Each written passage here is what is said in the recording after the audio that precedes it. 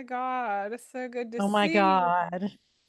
Ah, hi. Mare, Terry, Terry. good to see you. you too. I'm sorry I missed you. We are due for catch up. All good. I'm around. Terry's Okay. coming to the Kate in September, so she's going to see you. The question is Mary going to the Kate? Because she is not on the schedule. I know, It Mary, is. you It is. weren't. I checked. I don't know why you didn't see it. It's on my website. It's there. Okay, No, good. it's not on the Kate's website. Oh shit. Yeah, that's It's kind on of the important. it's on the tickets though. You can get tickets for it, but when you go on this certain page, it's not there. But I can also get in touch with them. I'm in touch with them a lot of stuff. Hi, you guys. Nice to see you. Tell me where you're from, where you're dialing in from to see Mary Gauthier talk about the revolutionary memoir today. We were just saying how you could just put in the chat where you're from. I can't wait to see. We were just saying, or Mary was just saying how hard it is to write about this stuff, and we were talking about how important it is right now to be able to just be as revolutionary as you want. Wherever you're from. So yeah, it's going to be a really interesting conversation. I'm really glad to be here. Oh, Jamie Broderick is here, Mayor, and she says that she co-produced one of your TED Talks. Probably the one in Lincoln Center, right, Jamie? That's exciting. Um, Key West, Ontario, Newburyport in Germany. Hi, Germany. Soon to be in Nashville, Tennessee, Delaware, the UK, New York, Chicago, Austin, holy mackerel, everywhere, Denver, Brattleboro, Vermont, my old stomping ground, Wisconsin, New York City, Casey, Illinois, home of 12 of the world's largest things, 2,700 people in one stoplight. That, that sounds like Fantastic. at the beginning of a memoir. Oh my God. Italy, oh, Italian, but Greece in the moment. This is so great. Santa Cruz, DC. Hello. Well, welcome to Mary Gauthier's talking about Saved by a Song. If you haven't read this memoir, I recommend it. It is an incredible story, but it's also one of the best memoirs you can read if you're trying to create any book, a novel, a memoir, how to, anything. Mary, you are just such an incredible storyteller, and I'm so happy to have you here to talk about how you did it. I know it was a long road because we were together. It wasn't that long, but it had its ups and downs. It had quite a few downs, but we got there. And now it's all up. Yeah, because everybody loves that book. It's still in print. So for you guys who don't know me, my name is Suzanne Kingsbury, and I know Mary because I founded Gateless Writing, which is a literary arts organization. We have, retreats and career trainings for writers, and I run a 10-month academy for writers with books in progress. And so that's how I originally knew Mary, but Mary has become just such a special person in my life, and such an inspiration to so many writers around the world. So welcome, Mary. Thank you, Suzanne. I'm so happy to have you here. So Mary, you're at home right now, right? You're in Nashville. Yeah, I'm at home in Nashville and sitting in my little writing room. Yeah. And is that where you started Saved by a Song? No, I started Saved by Song at the Gateless writing retreats with you and Terry and Daisy and Sheena, all the folks in our class, and we worked on the manuscript story by story together back in the day. Yeah. I remember how your stories would come out at retreat and everybody would be kind of had their jaw dropped on the floor. What I remember is everybody typing exponentially faster than me. As it I'm, I'm, always seems. I'm pecking, and everybody's like, I'm like, oh God, they can type. And Mayor, when you first started, I mean, you'd been writing songs for a long time, but when you started to write in the memoir about your life, and I've never asked you this, and I've always been kind of curious, and I'm sure hopefully other people are curious too, but like, how did it feel to kind of, I mean, when you're on stage and you're sort of a superstar and, you know, a lot of people know your name and then you're telling kind of you have the memoir, sort of the backstage pass. How did it feel? Like, was it vulnerable to get those stories out there? Did you, when the book was sort of marching to the bookstore shelf or on its way, how was your heart? Like, what did you feel like? Well, every time you put work into the world, if you're not scared, you haven't said anything. My experience working with songwriters, working with other authors, working with myself is that there's going to be that shaky period of, oh my God, what the hell have I done? I think that's a natural part of the process. But I knew going in as the book was going out that I'd covered my bases, that basically the book was my story. I was very careful not to tell my mother's story or my brother's story or anybody else's story but my own. And uh, as long as the focus was on me, I didn't feel like I was betraying any boundaries or confidences or I'm not interested in a tell-all that makes people who were true assholes look like true assholes.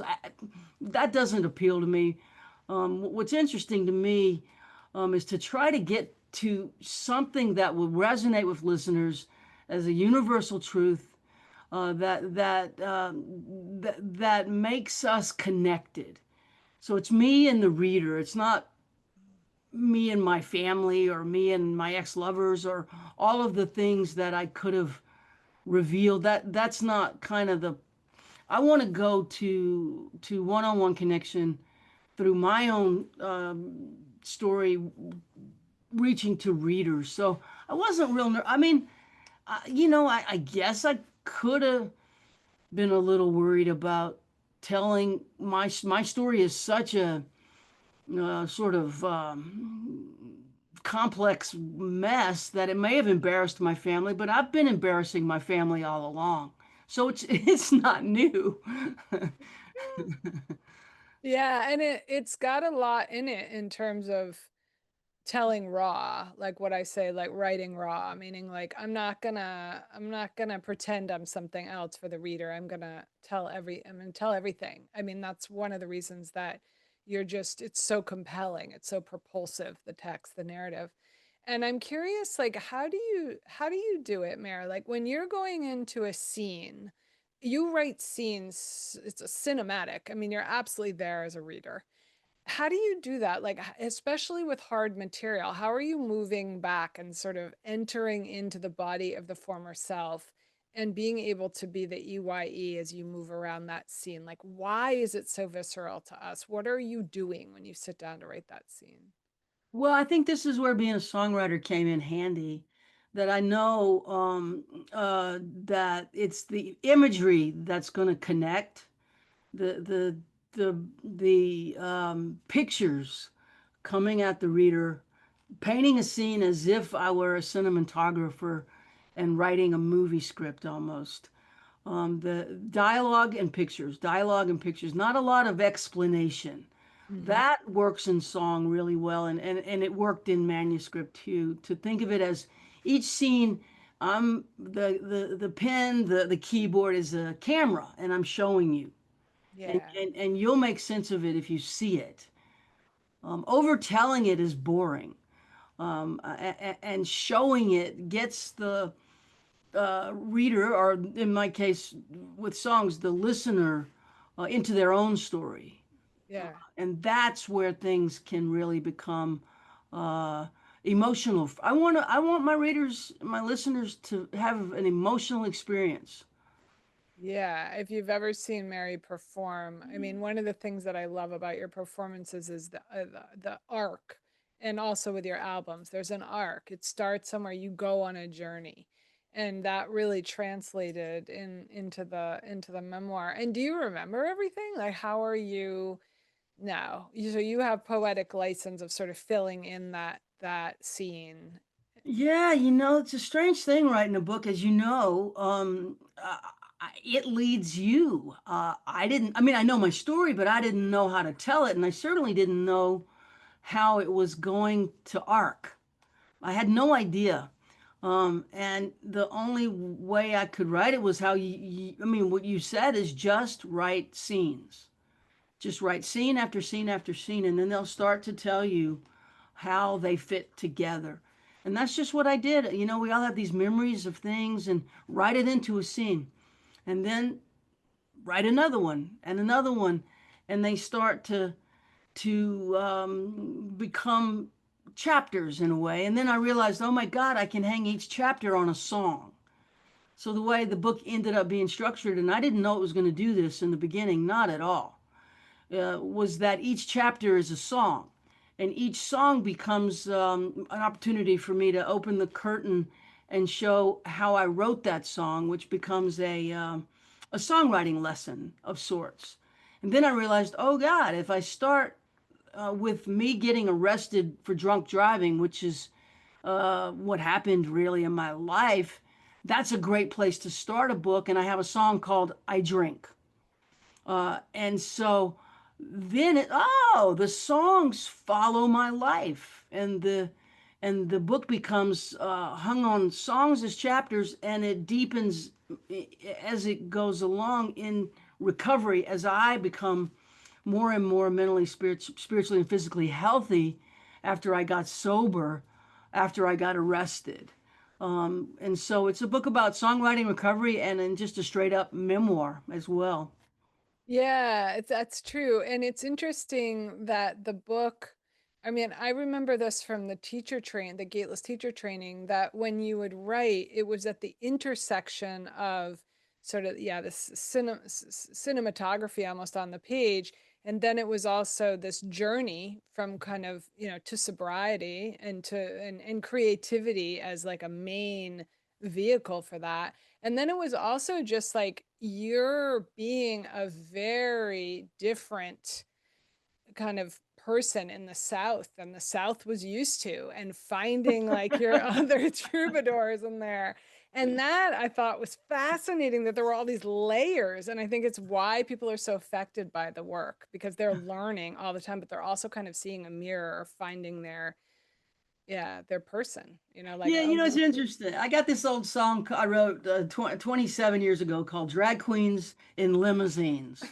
And it's about being an outsider in the South, you know, being not like the others in the South when I was a kid, and uh, finding a home amongst drag queens and drug addicts and the demi-monde of Baton Rouge. And what I learned playing that song around the world was that, my God, people who look exactly like, I don't know,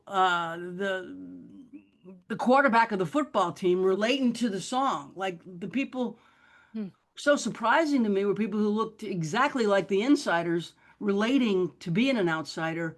And I had the realization that there's no one who hasn't felt like an outsider at some point. And that's a universal experience. So when I write about my outsiderness, I know that that's not unique to me, that that's an experience most people have at some point. yeah, that's so interesting. And that compassion is there. Like, I remember you and I talking quite a bit in 2016, especially about the people that were following your music, and this understanding that, like, wow, this is universal. Art is universal. Like, whether we're going to go to the bar together or not, these people are finding a home inside my music. And I feel like that's exactly what happened inside your book. I can't tell you how many people have written me saying, like, I just finished Mary's book and I just started it again, because it made me feel, and I've never felt this deeply before. And I wonder about that generosity, because you have it on stage too. Like, what about boundaries? You know what I mean? Do you kind of, I mean, you're so charismatic too, as I've told people, like, everyone always falls in love with you in the academy and retreat and the teacher training. And like, how does it happen when you're a public persona and you're writing such intimate material to like find yourself again, like come back out of that public eye? How does that happen? You know, it's interesting. I never had issues with that. I'm just being me. And I'm just being authentic, and I don't have to worry about um, remembering what my persona is. I'm just being me. And I'm really aware that revealing myself it is it's an interesting sort of Alice in Wonderland thing. When I reveal myself, what I'm really doing is revealing you. Hmm. I Yeah, know that when in a song, when I say I, the listener thinks I. And I think that might be true in fiction and memoir as well. totally, That when a totally. reader reads I, they read I. They don't read Mary Gauthier. When people come to me after a show in tears over a song, they're not in tears because of what happened to me. They're in tears over what happened to them, and the song brought them back to that experience, and they're grateful that someone understands. And I think this is the power of art, that someone understands. And that involves vulnerability on the writer's part, but it's not as vulnerable as it looks because we're all going through, Guy Clark, one of my mentors and cowboy heroes, and I traveled with him for a little over 2 years. He used to say, I reckon we're all going through the same stuff. We just hit the marks at different times. And I think he was right that more or less being humans a lot similar for most of us, and it transcends all the things that we think make us different. You know, Yeah, yeah. that stuff is not as deep as the feelings we go Mm. through. Feelings are deeper than beliefs. I'll put it that way. Emotional, where we're vulnerable, where we're tender, where we're raw, where we love, uh, where we attach to what matters to us. We have a similar list no matter what our beliefs are. Yeah, that's fantastic. Yeah, and it's interesting that the feelings come out because of the specificity, which you wouldn't think, you Yeah, know. I figured that out as a songwriting teacher, actually, that if I can show you pictures, your mind will see the picture and then attach that picture to an emotion and a time and a place. I give you a picture and you'll feel it if it's a powerful picture. And if I tell you a feeling, you don't feel anything. Yeah. Yeah, yeah. And it's that thing that you started with, which is the show, the rather than the tell, Yeah, and you the hear that, right? All along. yeah. Show it, don't tell it. Show it, don't tell it. But I don't know if enough explanation goes into that. Why? Why show it, don't tell it? Why is because you want people to feel. You want to make people experience your writing emotionally. Yeah, truly. Yeah, that's it. Yeah. That's it. Yeah, and when you were in the academy and you guys had you were writing together, it felt like there was this beautiful experience that I saw with, you have these sort of like friends and Gateless, and you guys were all moving towards the book deal together. And there was a real sense that, I mean, I don't know if you felt this, but when I looked at you guys writing together, it felt like there was some kind of strength, that like, okay, well, other people are doing this too. We're all telling these stories. We're all showing these stories. And we can do it because we know that, like, if this person does it, I can do it too, kind of thing. And I felt like you were a real leader in that, of like, just go there, just go there. Nothing bad is going to happen if you show the truth of what happened to you. That's And one of the strong experiences of writing with other writers. mhm, At least getting the stories started with other writers because courage is courageous, and courage is contagious. yeah, Courageous is contagious. Just like fear can be a contagious thing. Holding back can be contagious. Well, opening up can be contagious. And I think, I took a lot of lead from Terry, honestly, who just was so brave and putting it on the paper and telling like, well, if she can tell it, then I can tell it. And then then we bounced off of each other and sort of took turns leading the I would just say honesty and vulnerability. Super, super. Yeah. Yeah. Because you don't want to feel isolated in that experience. Yeah. When I was looking at pictures, because I was putting up stuff on social, and I was noticing like, wow, you know, you and Terry went through a lot of those experiences together. A lot of the retreat, you went through the teacher training together, you went through the academy together. And it wasn't like you were similar writers, which is very fascinating when you look at people who come together, at least in the gateless community. You don't have to be similar writers, No, but not you're at all. Very sort of different. Yeah. inspiring each other because you're willing to kind of write in community instead of this old way, which I think was like, I write alone. You know what I mean? I sit in my room until blood appears on the page. And it's like, no, like you can do this in community, and yeah, find the courage and find the friends and move it out together and cheer each other on. And that was, it was really, really beautiful to think back on all those. Yeah, and I really got a lot from the way that you structured the retreats, which was let's get it started. Let's get a bunch of stories started. Yeah. You know, like you leave with 15, 18 starts, and then you go flesh it out. But Yeah. you got a good running start, you can flesh it out. The hard part for me is getting a running start. Like I want to write more, but I got to find something to write about. And in retreat, there's constant um, prompts and opportunities and pressure to start typing as everybody around me frantically types. I'm like, okay, all right, I'll try. I Like, gotta do this. okay, just to get something started is a pretty big deal because that's the hardest thing is the blank page, right? Yeah, super. People are really afraid of the blank page, and I'm laughing because I was remembering in teacher training how you wrote that story about the car wash. You remember that? Oh no, did I But do that? and then you kept writing it like we go into another session and we'd be like, all right, what's gonna happen at the car wash? That was so funny. And then you'd have this like timing to the story of like, oh, it was her or whatever. I don't even remember if that made the book or not, but I don't I think it don't think did. I I don't don't think know. that did. No, no. I don't I know. don't remember Teenage that. girl working at car wash in the middle of winter in Kansas.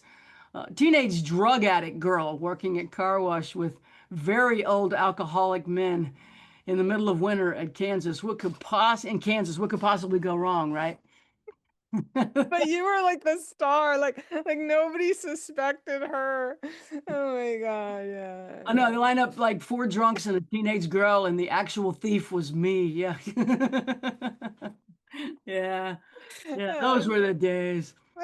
I think Kevin might actually be on the call. He was in your teacher training. As I remember, that was in the book, Mary. Was it? And yeah, and I was curious if I'm remembering right. In the console, there was that pills that got Oh yeah, taken, yeah. right? They got Yeah. taken. I wanted to ask you, did the Monsignor press charges? No, The Monsignor didn't want anything to do with it. Okay, all right. When he realized it was a 15-year-old girl, he wanted out. Yeah.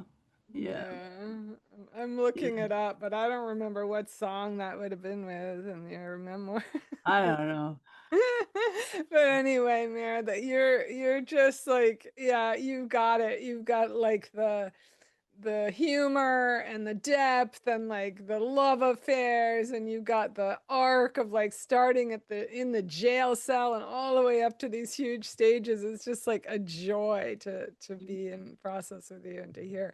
And you guys, I want you to be able to ask Mary about your processes. I mean, one of the reasons that I thought it would be fun to do this session with Mary is that you know, I feel like we need to be writing right now. I think we need to be creating, like however small your audience is, or, you know, is like Mary said, even if you don't know where you're starting from, this is a time that our people, because we don't understand each other.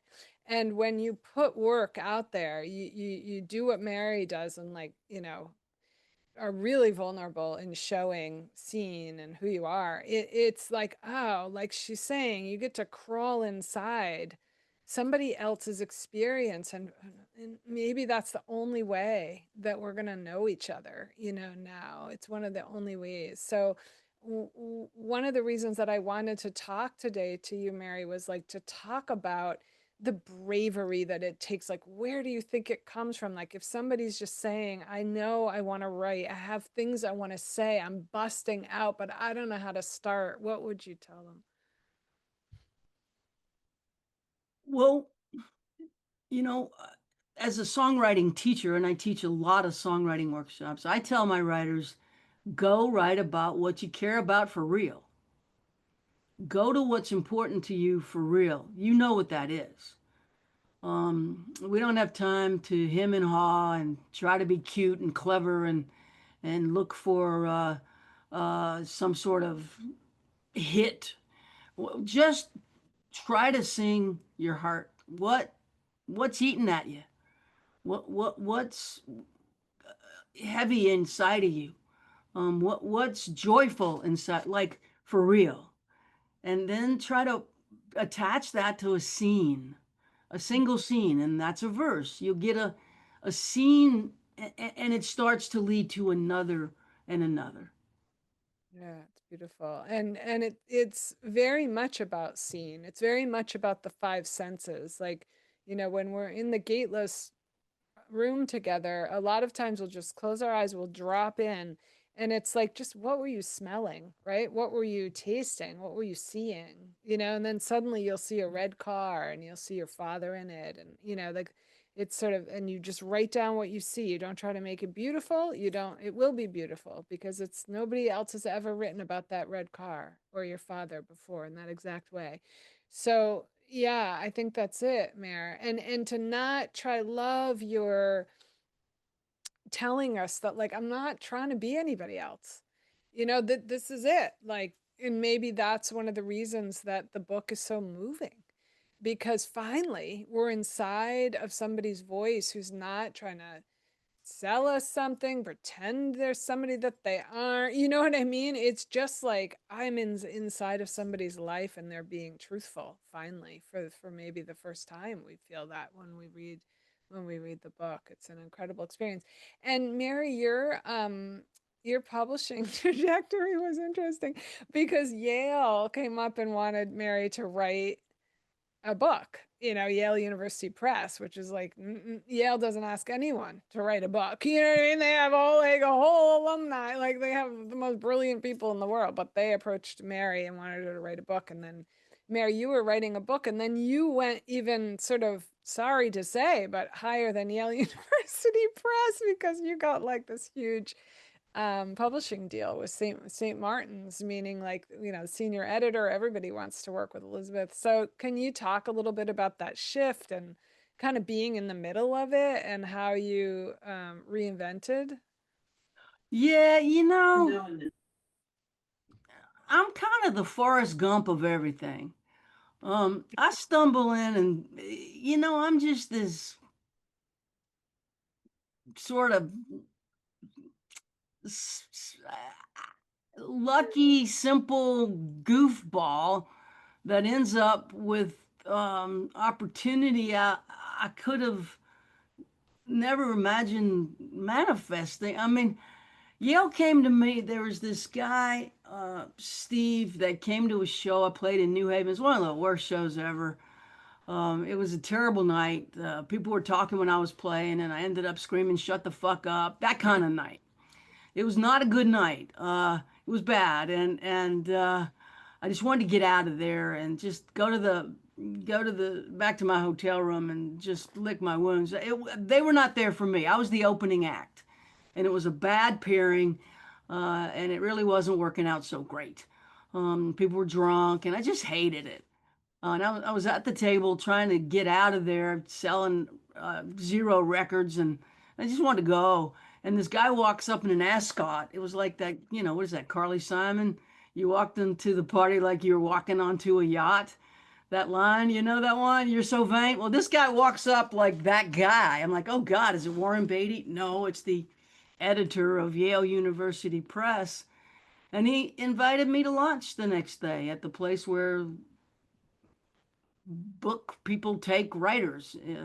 And I'm like, okay, all right, great. And he brought me this huge bag of books from Yale, and he said he was working on a series called Why X Matters.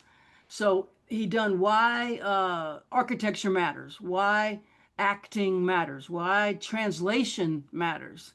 Oh, and that's a whole other subset of conversation. Translators feel so I read why translators, people who translate books in other language, they feel so unappreciated because they're poets in their own right. So I didn't have any idea about that. But he wanted me to write why songs matter, and I was honored to be asked and accepted the deal. And we got lawyered up and signed it, and I wrote it for him with going to workshops with you, and the book came together, and then Yale rejected it. They had an outside reader who said it wasn't pedagogical or whatever that word is.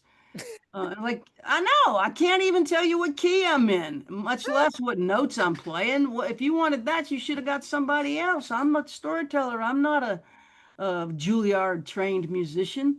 Um, and Steve at that point said, I'm leaving Yale. I'm going to go take over a press in California. And so that all fell apart. And about a year later, our friend Liz Murray, who's come to retreat and workshops, brought me over to Elizabeth at St. Martin's. And I just got lucky because it was the week that I was on the cover of the Hulu page because Sarah Silverman had me on her show. And so it was me and Sarah on the cover of the Hulu page. So it made it look like I'm a much bigger deal than I'm ever going to be. It's just Forrest Gump stuff happens to me. This is my life. It's ridiculous. So Elizabeth saw that and thought, wow, this prestigious great art. I mean, I don't know. They should have done their research because I was never going to be Brandy Carlisle, that's for sure. Whose book came out about the same time as mine and just crushed everything to pieces, as she has been known to do because she's awesome. But I got that deal, and I took the bones of the book I'd written for Yale, and they wanted it more personal. Yale wanted it less personal. St. Martin's wanted it more personal, so I rewrote it and got even deeper into the story, and it worked out great. And the Yale deal was very small compared to what Simon and Schuster came up with. I got very, very lucky. Yeah. Well, you didn't get lucky. You're so talented. I mean, really, and the book is unbelievable. And it was really exciting. I remember that sort of dip of like, wait, what? Where's Yale? What are they doing? And then that up. And I remember you saying to me, I have a publisher, I need an agent. And that's when Mercini, I was like, oh, I know an agent who will love you. And she did love you. And that just kind of was like a puzzle piece. The whole thing was like a jigsaw. And then Elizabeth she went crazy for your work. She just loved it. It was really exciting to be, because that doesn't always happen. It almost never happens like that. It's usually like I'm gonna apply to sort of query like 80 people or whatever, and we'll see who picks it up. That was really fantastic. And I think there was a way in which when the deal came through, I remember you're saying to me like, this is really what I want to do. I want to write my story, and then I remember that feeling of like, where is the structure? And then the songs came, and it was like you were just in such big conversation with the creative force that was moving through. It was beautiful to watch. Thank you. Yeah, I'll say this to all the folks who haven't written their book yet, that knowing the structure in advance is almost impossible unless you're Stephen King. The structure reveals itself to you. I didn't know how I was going to structure. I had these stack of stories. I didn't know how I was going to structure it, and it started to become like panicked about it.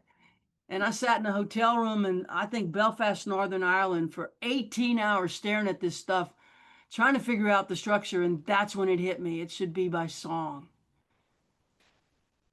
Yeah, that was a long summer. I remember you and I on the phone a lot that summer. The book can be a real like, yeah, it kicks your Yeah. ass a little because you do have to sort of move with it, and it's not always in your timeline. But it was just perfect. It was just a perfect structure. It's just, yeah, it's It amazing. found me, though. I don't think I found it. I think it found me. Yeah. Kind of like a good song, you got to keep working. You definitely looking for it. But when you find it, you realize, oh, it was just hanging out there the whole time, and I couldn't see it till I saw it. Yeah, truly, truly. And then you were, yeah, and I remember you performing in New York, and we were all there, that big long table of gateless writers, and then Elizabeth was there with us. And she was Yeah, just, I remember I sat next to her and she was just like, this is Mary is just such a force. Like that she can do this on stage and she can do that in the book is unbelievable. You know, to be sort of multi-talented in different mediums is it really is an incredible feat. So yeah, it's amazing to know you, love. So yeah, I'm gonna see if people want to ask questions. Angie is saying the book is really, she's reading it now and she's saying it's really making her want to write. And I feel like that's one of the, it's like a prompt book. Like you read it and you go running to the page. Yeah, it's really true. And I love that you're talking about structure like this because I think people think that's like one of the things about beginning. Like I think we need to know, like this is the structure. I'm going to outline this, you know, and it oh just God, that would be so hard if you haven't written it yet. How do you outline it? exactly. You can't. And so it's such bad advice out there about like you got to outline your book. No, you don't. You know, you got to get into that place of like I don't need to outline my book because my book is the intelligence that's going to move through and tell me what it is. Yeah. It reveals itself one word at a time. It really does. And the struggle is to stay in the writer's chair and just keep going. I mean, Are oh, there's no other way. It's just little by slow, little by slow, little by slow. Yeah, yeah, exactly. It's little by slow and it's the trust. There's some sense of trust there that yeah has to be there as you're working. It's so true. And Mir, are you working on anything right now? Yeah, I'm trying to follow it up. I'm working on a manuscript about being on the road. The first book is about the songwriting process and using music and song as a form of alchemy to sort out and work through some pretty heavy stuff for myself. And then down the line, I ended up working with wounded veterans and their families, using music and song to help them alchemize some pretty serious war trauma. And this next book I'm working on is about being on the road and what's that like to be out there night after night after night after night and be a troubadour in a time of rock stars and music as a very powerful commodity. I'm coming at it from such a different place. The troubadour is very ground level. It's like you said, I'm meeting people every single night after the show. I'm putting names with faces when I'm on social media. I've met 90% of the people on the feed as I go town to town, state to state, country to country, and the troubadour is a ground level sort of ministry. And I'm writing about that. And I don't know, again, I don't know the framework. I'm just writing stories. Yeah, because the framework's gonna come. And what do you mean when you say troubadour, Mira? Like, tell us a little bit, because that's one of the reasons that I feel like, you know, this is a revolutionary memoir, because you are a troubadour, but define it, if you don't mind, for us. Yeah, the way my brain looks at it is there's sort of two um, pathways. And of course, everything overlaps, and there's no real binary in anything. We wish there were. There's not. There's just all this overlap. But there's the road to entertainment, where your job is to look good, sound good, sing great, and write hits, and be a star. And that entertainment is your job, and the other end is art for art's sake, and being vulnerable and honest, and trying to convey uh, uh, something of significance that is challenging to an audience.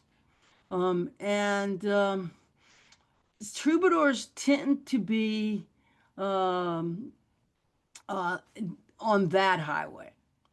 And the simplicity of what I do is part of it. I don't have a band, a bus, a big group of people running around with me. It's pretty much just me dragging shit around airports, down hotel hallways, into green rooms, and then repeat. Um, I'm not uh, I'm not a big operation, and I don't want to be. It's an old school going town to town, person to person, saying, "Have you heard the news?" It's an ancient art form, um, and it is based in story, I think. Story that is embedded in the art, and then story in between the songs is a big part of it. I think of it as a spotlight, a bar stool, and a bottle of water, acoustic guitar, and someone who's willing to tell stories that that have some sort of emotional punch that an audience will pay to hear. Yeah, that's beautiful. And it's so true. You know, when I have been watching you perform any of the times, it is really, it's transcendent. It's like there's something that's transporting the viewer. And also when I listen to your music, it's funny because I remember the first time I heard you and I didn't know you. And it was like in Vermont. You were in that big place in Bellows Falls in Vermont. And I remember someone in Nashville told me, you got to see this woman. And I went, and it was like before Gateless, you know, as I was pretty young. And I remember just standing, like sitting there, feeling like, wow, this is the real thing in a way that I'm not sure I've really experienced. And then afterwards, I was in line, you know, to buy merch, and I felt that that I was shaking. And afterwards, when I got, and you were so kind, you know, and I dropped the name of the person that sent me and stuff. You're just such a sweetheart. And afterwards, I got in the car and I put on the CD, and I remember feeling like, wow, this is what it means to have something touched like deep inside you rather than the externals. You know, it wasn't even joy. I mean, that was there too, but it was like something that I never tell anybody that I have inside me, that the music was like talking to. And it's ineffable. I don't think there's any way to describe like how you do that, except like you're willing to go there, maybe, you know? Yeah, and I'm a part of a long tradition of people who do that. You know, the entertainment route is about checking out, I think, in its purest form. Like, let's get away from life and its pain and its struggle. Let's just have some fun tonight. And that's awesome. We need that. But the other route is about being pulled back from the edge by a piece of art that sees you, knows you, and tells you you're not alone. It's in the same industry, but it's a completely different mission statement. Yeah, yeah, that's interesting. It's like when we were working on the book, I remember you're saying there's like craftspeople and then there are artists, you know, and the And artists touch the soul. artists touch the soul. That is so succinct, and that's what I'm drawn to as a fan, you know. And there's huge artists that, I mean, Bruce Springsteen's a troubadour. He has a, I don't know, 16-piece band, but he could go out there and do it alone and does. You know, the songs are story based, and they just, God darn, that man can get inside me and explode me into the Fourth of July fireworks. He just is one of the greatest. And there's a lot of very large entertainers that can both entertain and be artists. This isn't, you know, true binary, but I'm just trying to explain sort of the distinction between the two. Um, Yeah. and there's people who can do both, and Bruce is a great example of that. Bob Dylan is a great example. Joni Mitchell's a great example. Sometimes we'll think of singer-songwriters, and they can be troubadours as well as entertainers. Yeah, yeah. It's interesting because Sheena Cook, who you know well, she just sold her novel, 2 book deal. It's very exciting for Oh, Gateless. congratulations. That's fantastic. I know, it's awesome. But she was saying that when she was in retreat with you, she realizes now as you're talking that it was she started the novel when you sang Mercy Now, and we wrote to that prompt. I mean, that was just a moment that I don't think any of us will forget. And that is such a song. I mean, everybody responds to that song. Everybody's kind of picked it up and talked about it. And yeah, and I think that's when you're touching that piece of yourself, then other people feel it and can kind of access it maybe. What do you listen to, love, or what do you read when you're trying to get inspired? Well, it's getting more and more. Excuse me. Sorry. Um, sorry. Hello. I don't mean to be Let rude. me see I if I can live mute like this just down person. here, but I'm in a rush and I really just need to fill my water. Is there Tammy? like a tap? My car's over there and I really don't want to go Tammy, home. can you I do want to go something to the here, please? mountains. And I No know this tap? sounds crazy. I just need to fill my water. I don't know how to get this person off our screen. No bathroom. Okay. Because I think I was in this apartment the other day Oh, that's during a storm. Sydney. If the person could Whoever mute has Sydney. power, Suzanne, whoever, if you're a co-host, oh, you did it. Okay. Okay, all right. I don't know where to. Okay, what was the question? Yeah, it was about what you read or listen to when you're inspired. Well, these days what I'm doing is I've got this. There's a place I like to go to write. I'm working on this other book, and it's this sweet little hotel outside of Key West, and it's next to a marina. So I'll write and walk the marina, and write and walk the marina, and then go get a cafe con leche at the Cuban coffee shop and write and walk the marina. And then I'll maybe hit a 12-step meeting and walk the marina and write. So that's kind of it's been productive for me that way. So I don't put stuff in while I'm writing. I'm more trying to go deeper and deeper. But I do need solitude. And so I go check into this place and give myself a week, 10 days at a time to try to get 10,000 words under my fingers.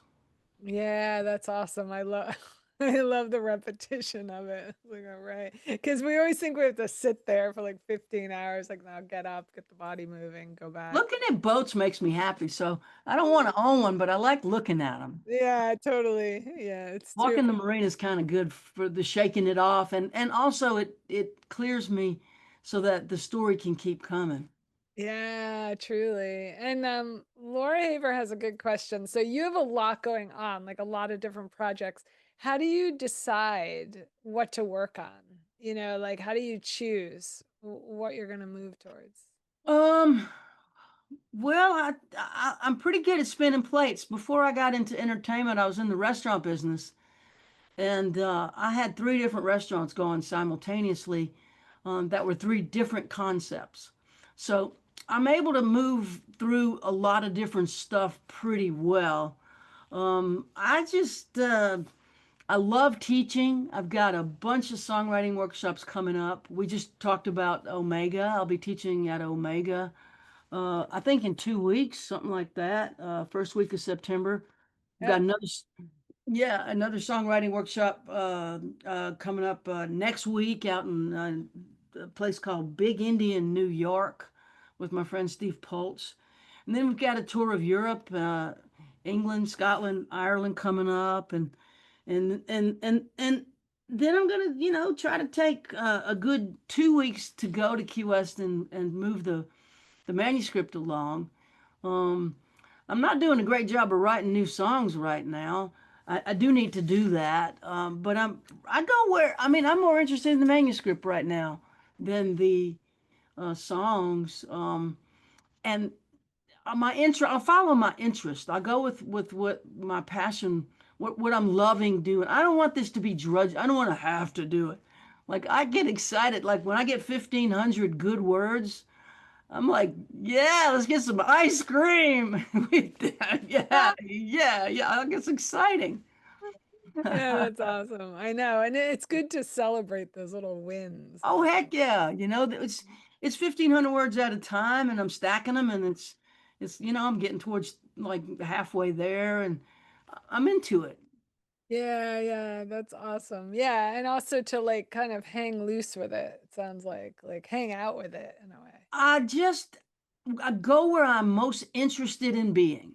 And what a luxury. Wow, who gets to do that? I mean, it's just ridiculous. That I get to do that is insane, but I do get to do that.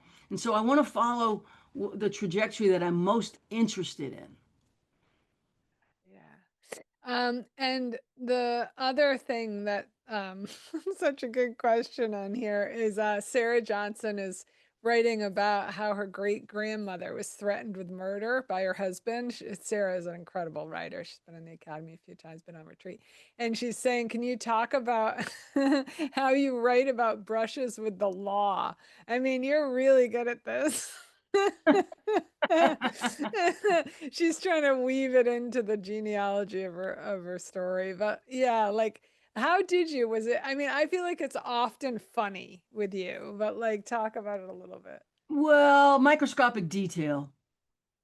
Microscopic detail. Get into the minutia of the scene. Yeah. Really use your imagination, your mind as a camera, and paint the room, paint the scene as if it were, being painted on a piece of paper or a canvas.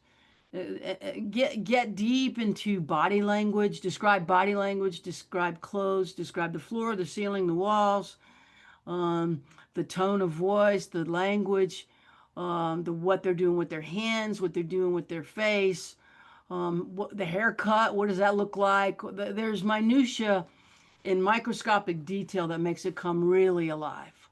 Yeah. Straight up. That is so true. And Mare, are you gonna see, you said you had like a button on your computer that you could sing as a song? Yeah. If I hit original sound for musicians, it takes the compression off. The voices are compressed when we talk on Zoom, but it takes the compression off, and I can sing, and the guitar will be heard. If it works, you can let me know. I'll give it a try. Okay. All right. So we all mute. Make sure you're muted and you're not asking anyone for water. This is not the time to be asking for water.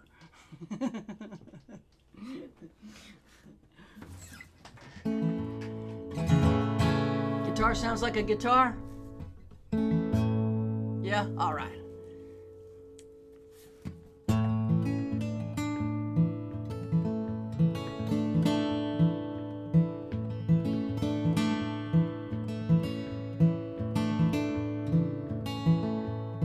Well, my father sure could use a little mercy now.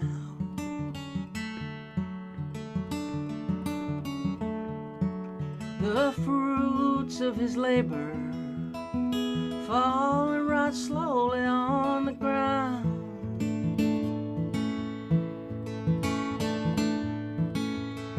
His work is almost over. Won't be long, he won't be around.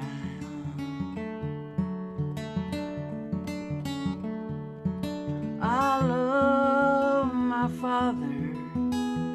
He could use some mercy now.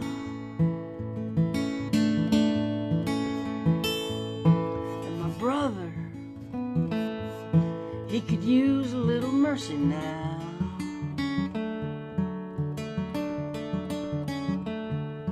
He's a stranger to freedom, shackled to his fear and doubt.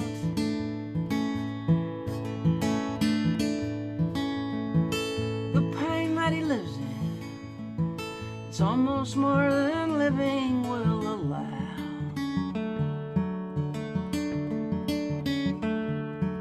I love my brother. He could use some mercy now. My church and my country, they could use a little mercy now.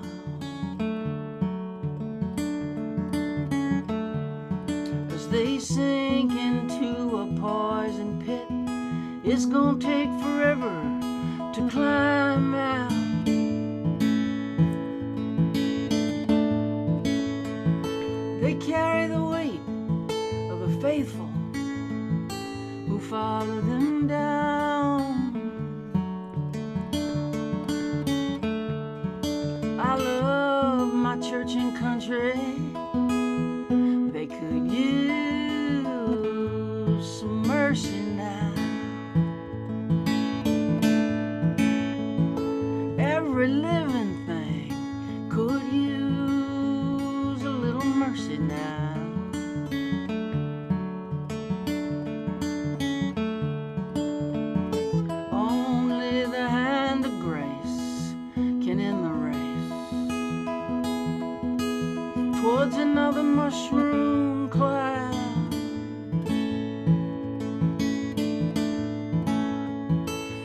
people in power who'll do anything to keep their crown.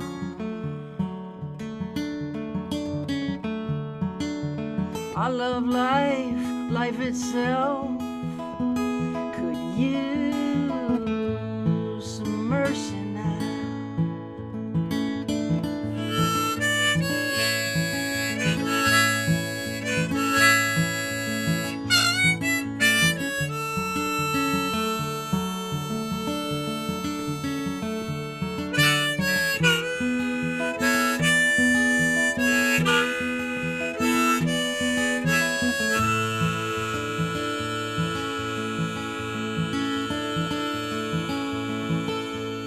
Yeah, we all could use a little mercy now.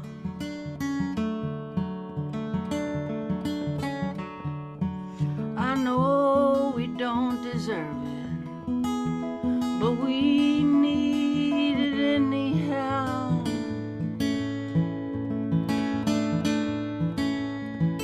We hang in the balance, we dangle between hell and hallowed ground.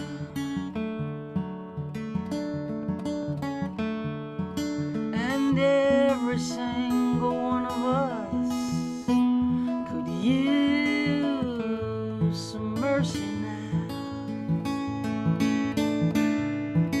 Yes, every single one of us could use some mercy now.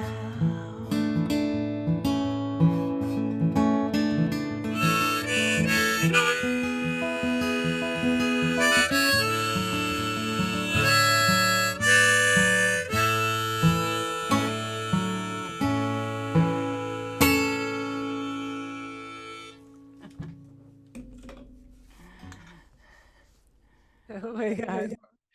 We're all crying, of course.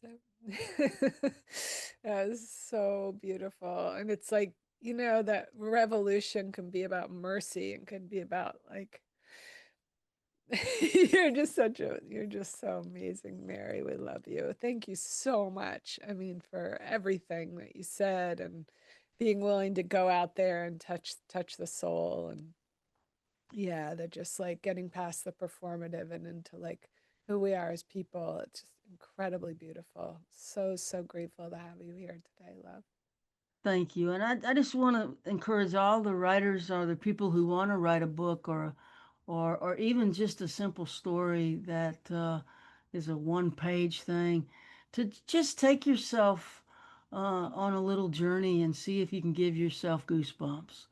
The simplicity that you can get to is magical. If you take away all the excess, there's this simple human experience that is complex in its universality, but simple in its essence. And we all experience it. We all have it, and we all have something to say because we're all alive in this most ridiculous, incredible, crazy time. I know that people who are called to write have something to say because they're called to write. And I just want to encourage everyone to answer the calling and just type away. But you're never going to type as fast as the people that were in my group. That's a fact.